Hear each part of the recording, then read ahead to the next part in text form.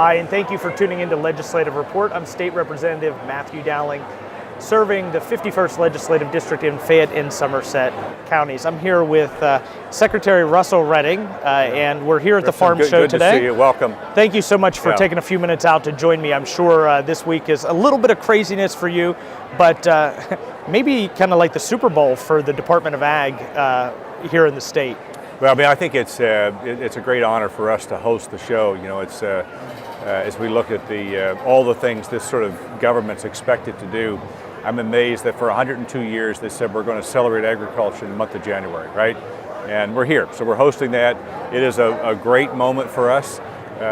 You know, we've got a good crowd today, and it's become this sort of spot where in production agriculture we get a chance to really talk to the consumers and the folks who may not have as much of an appreciation of the food system as we would want them to have. We put them together here in the Farm Show complex and do a lot of teaching, so it's good. Well, the area that I represent, obviously rich in agricultural opportunities. In Somerset County, we have maple syrup, which I'm sure you know quite a bit about, and in Fayette County, we have everything from dairy farms to some different crops that are out there. Can you tell me a little bit? I've sat in on a couple different sessions, the opening. Can you tell me a little bit about this year's theme, which I know is diversity? Why was that an important theme to have chosen for the 102nd Farm Show? Yeah, so the theme is strengthen our diversity. And we have put a lot of thought into it, and it really came down to, you know, it's what we celebrate here. You can, every stage, every turn, there's another piece of agriculture, food. But if you think about Pennsylvania, it's also every road you go down, every area you go in the state, there's diversity. But how do we celebrate that? How do we represent that? We want to make sure we had a theme that really captured, if you're a beekeeper in Philadelphia, you know, if you're you know, a stockman in Fayette County, you feel like that is you, right? You're part of this industry. But how do we present that? So that became the strength in our diversity. And not just noting the diversity, we think that all of that together is why agriculture is as strong as it is. That diversity is really our strength. It's also a sign that you know, a lot of our small farms and really make up the fabric of our communities. That diversity is critically important to us. So that's all embedded in this theme. It's all embedded in this butter sculpture. If you probably had a chance to see it as well. But that's what the diversity means for us. Now, if you're from southwestern Pennsylvania like I am, and you're born and raised down there, agriculture is kind of second nature. We have a wonderful Fayette County Fair, a wonderful fair in Somerset County where we get to enjoy kind of a glimpse into what the Farm Show here is on a bigger scale. But what people may not realize is how important of a piece the Commonwealth of Pennsylvania plays in relation to agriculture on a national scale. Could you speak a little bit to that? How important is Pennsylvania? Are we the keystone, for lack of a better term, in the agricultural system of the United States? The short answer is yes, right? And I think it's one of the pieces that came out both in the economic impact study that we've just completed, you know, $160 billion in economic impact, 500,000 jobs. You know, a big piece of that is what happens in the region, what happens in international markets. Just to the north in Canada, $1.2 billion of the Pennsylvania agricultural products go north. Another nearly $1 billion goes south into Mexico.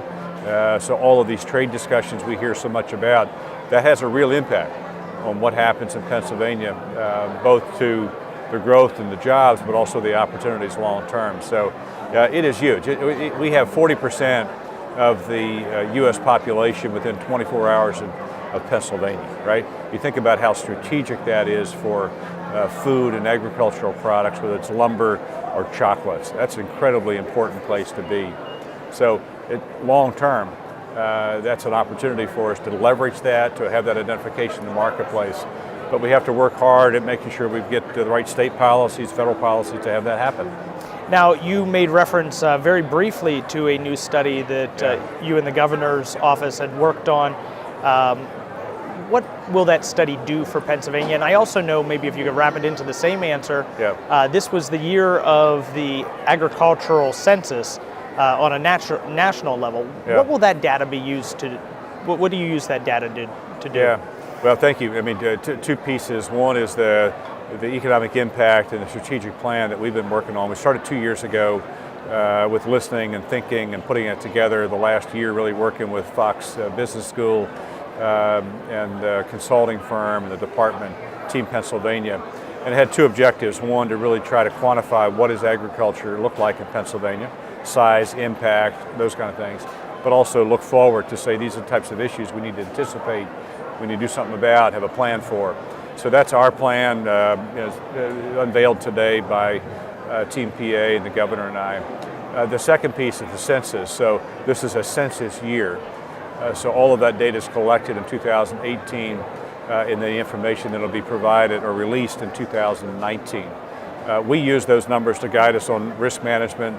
What do we do in terms of trend lines? What are the issues around organic and conventional and fuel costs and labor costs? All of that's embedded in the census. So two really important documents for us. I think sometimes whenever we think about agriculture, we think about a family farm, generational farmers. And I understand you have a background in a family farm as well. I do. But technology is changing pretty rapidly on these family farms. You may not do the same thing you did 50 years ago. Right. Can you tell me a little bit about how the department or how the Commonwealth is helping farmers to evolve in their practices? Yeah, it's a great question, because the technology shows up in a lot of different ways, right?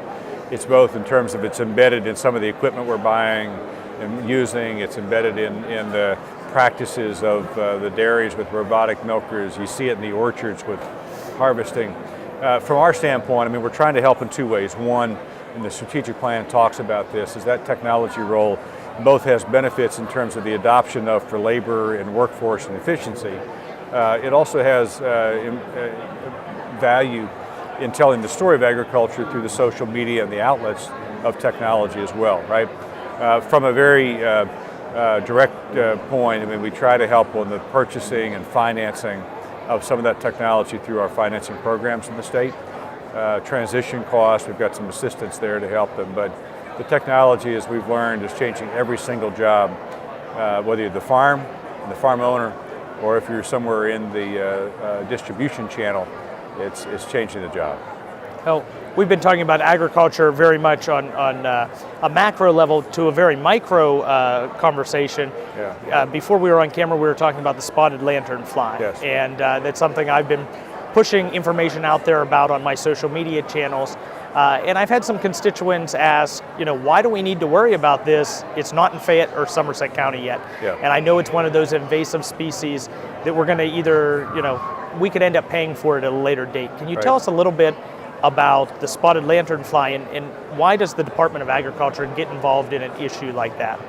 Yeah, so the spotted lanternfly first appeared in Berks County in 2014. It's the first time in North America ever, right? And what we realized pretty quickly is that this is a pest, an invasive pest, that likes what we have here.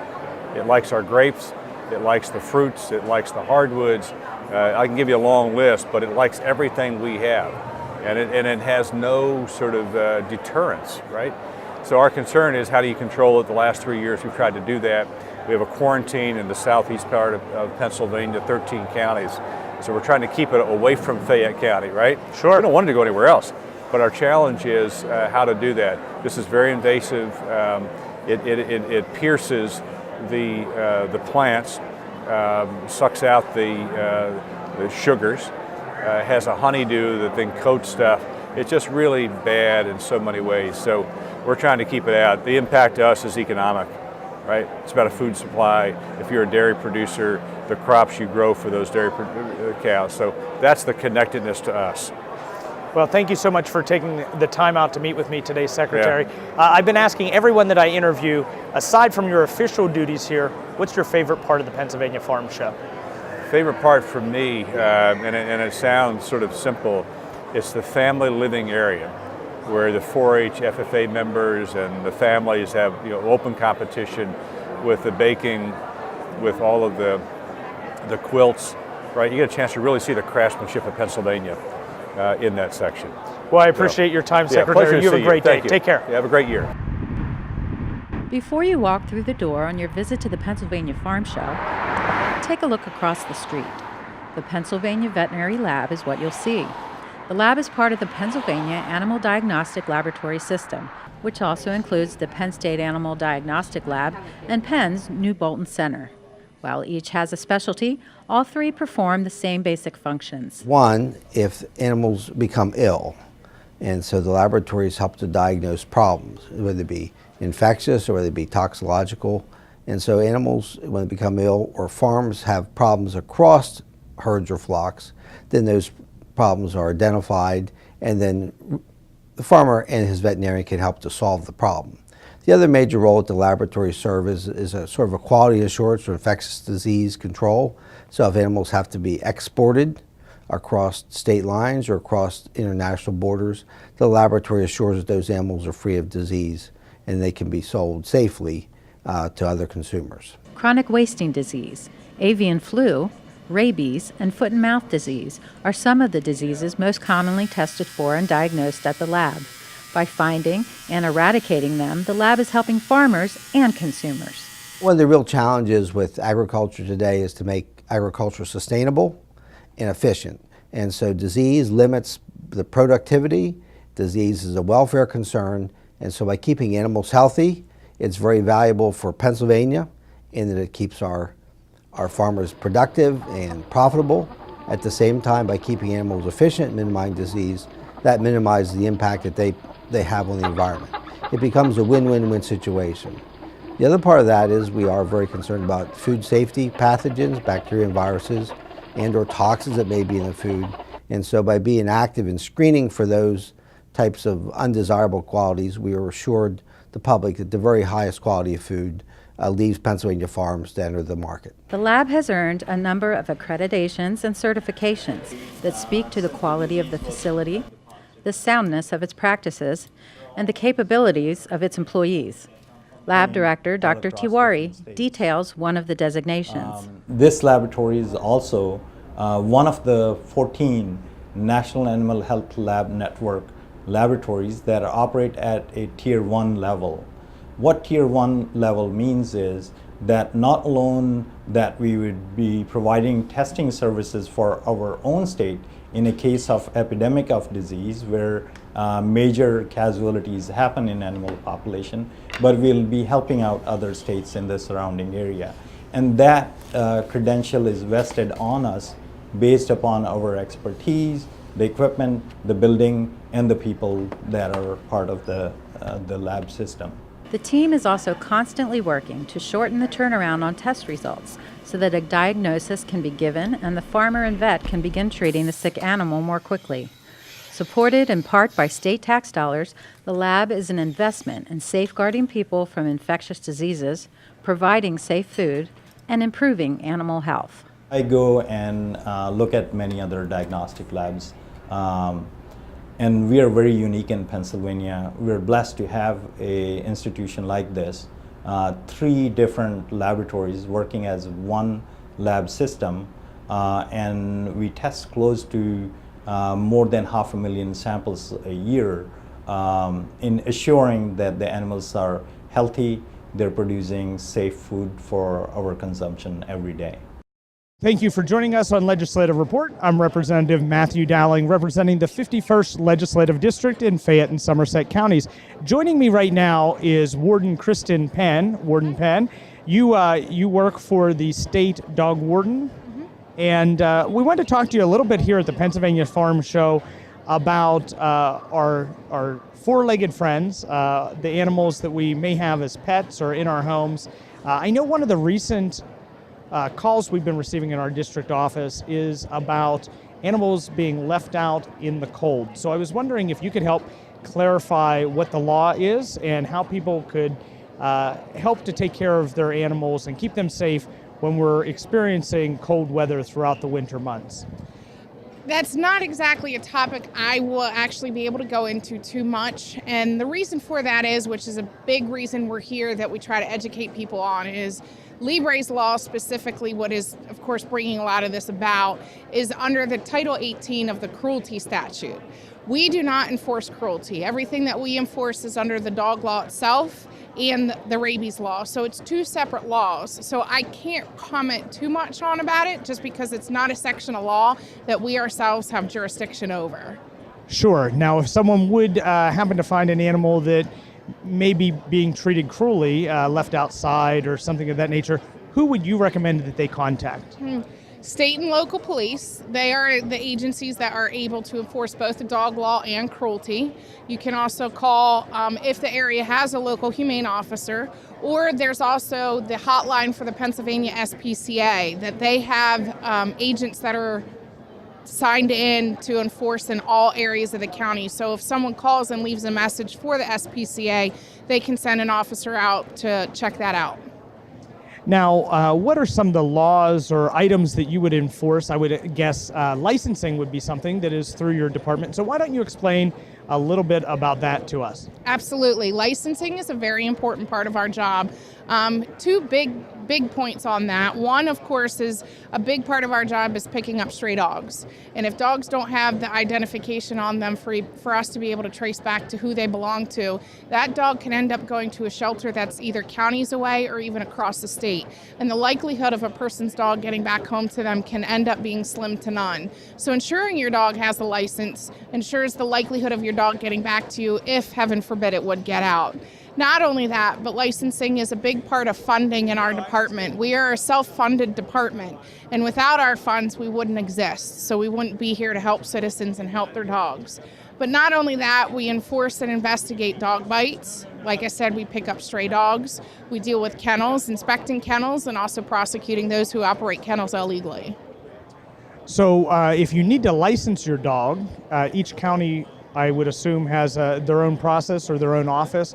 How would you recommend someone go about finding out how to license their dog in their local area? The main thing is you, of course, would want to contact your county treasurer, give them a call, find out how to do it and what to do. We also have at our disposal applications that we can hand out to citizens that they can mail that information in. And most counties are actually online now. So you can be directed to a website and just pay for it right online and have it sent straight to your house. Sure.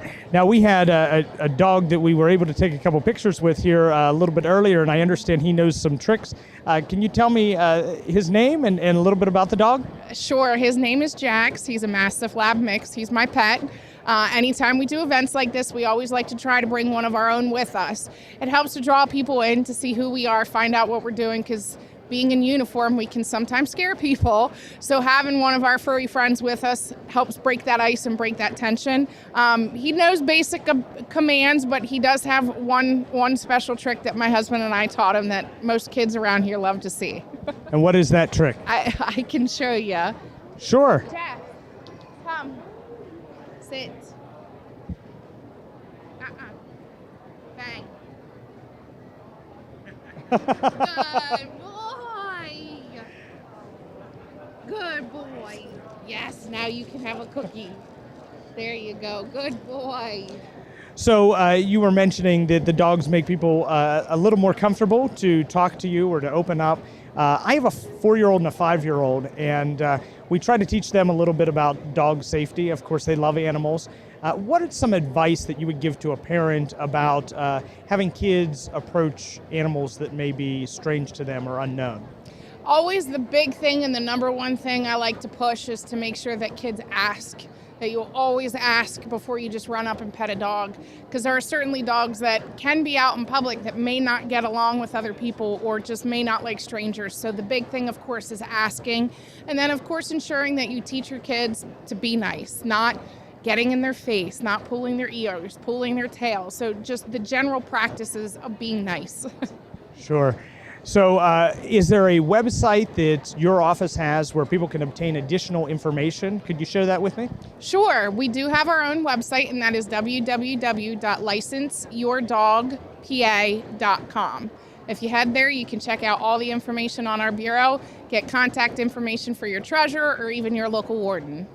Now, my last question is a question about the farm show. I know you're here for work, but what is your favorite part of the Pennsylvania Farm Show, aside from educating people about our four-legged friends? I gotta go with milkshakes. Milkshakes is, I think that's at the top of the list for everyone here. I want to thank you so much for sharing a little bit of information with me. Stay tuned for more legislative report in just a moment.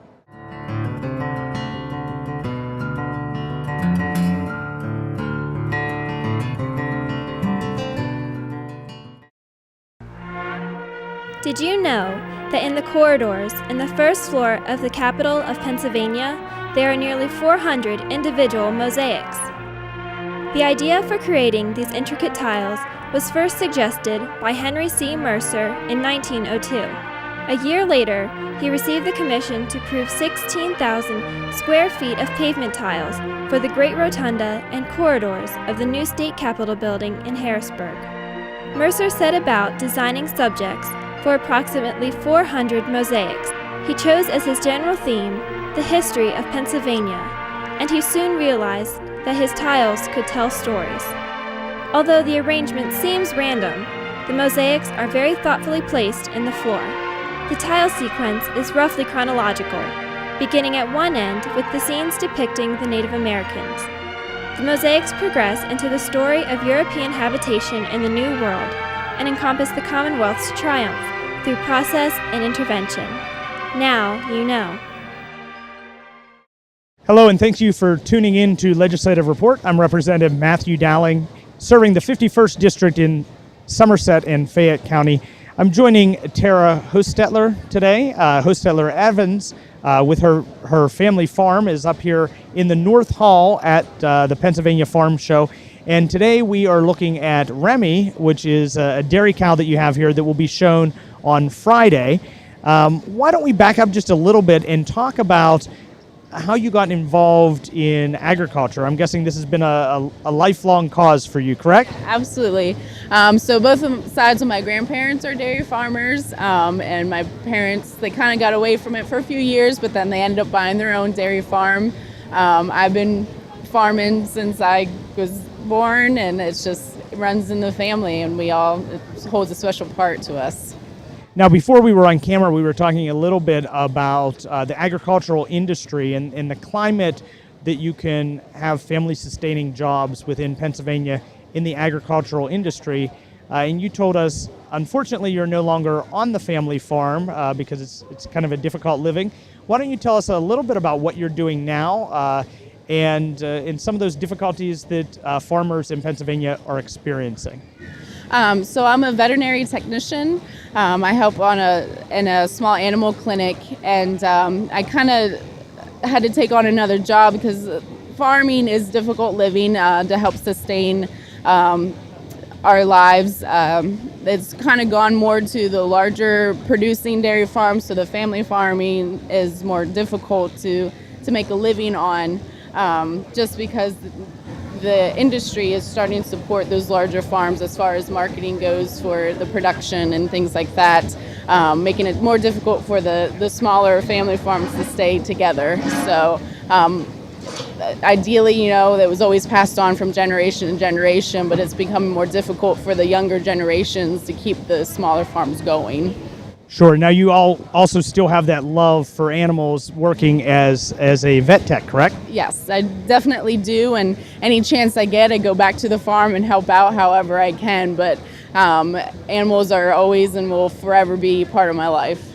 Now, for those people who might have grown up in the city or grew up on a farm that might not have dairy cows, what is the day in the life of a dairy farmer like?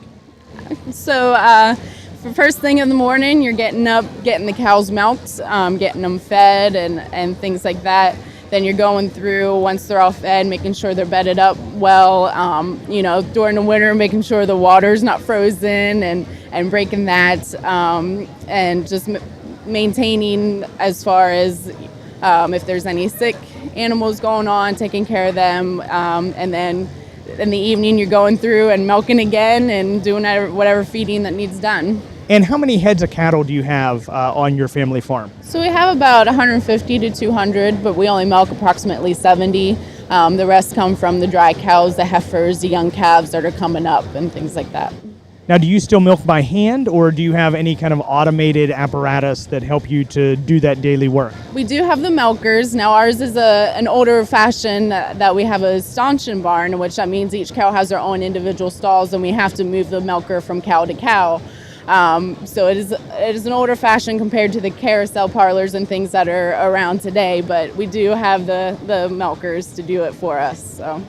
Now, you'll be showing, as we mentioned, Remy on Friday of this week. how would you prepare to take a cow like Remy to a show? What do you need to do to get him prepared before you get him in the trailer and bring him here? And then what's the process during the week that you're here at the farm show? So it's a year-long process. They get special feed. Ideally, you like to keep them separate so you can keep them on special feed. Unfortunately, our cows, they only get about a month or two beforehand just because of the facilities. But, special preparation as far as feeding and bedding and just keeping them well cleaned and healthy. And once we get here, we clip all their hair off. We can make them, we wash them, make sure they're nice and clean, clip their hair off. And for the heifers in particular that don't have any udder, we like to keep the hair on the top line, and we'll blend that in and we'll straighten it up just to make them look a little sharper, a little straighter. And then the milk cows, of course, we're clipping their udders, making sure their udders are fully bagged for the show so they look their best for the day of. Now, what are some of the areas that a judge will judge the cows on? For the cows that are milking, definitely their udder is going to be their biggest strong point. Other things would be as far as their dairy style, so the less weight they have on, the better. They're not beef cows, so we like them nice and lean. Their feet and legs, make sure those are nice and strong and straight. Their top line straight, having a nice full barrel. A lot of people think they're just fat and have a belly, but it's actually a big barrel. The bigger the barrel, the more food they can eat, the more they can produce the milk and things like that. So, and then just overall stature, if they're a nice, strong, healthy cow. Now, this is the 102nd Pennsylvania Farm Show. How many farm shows have you been to personally?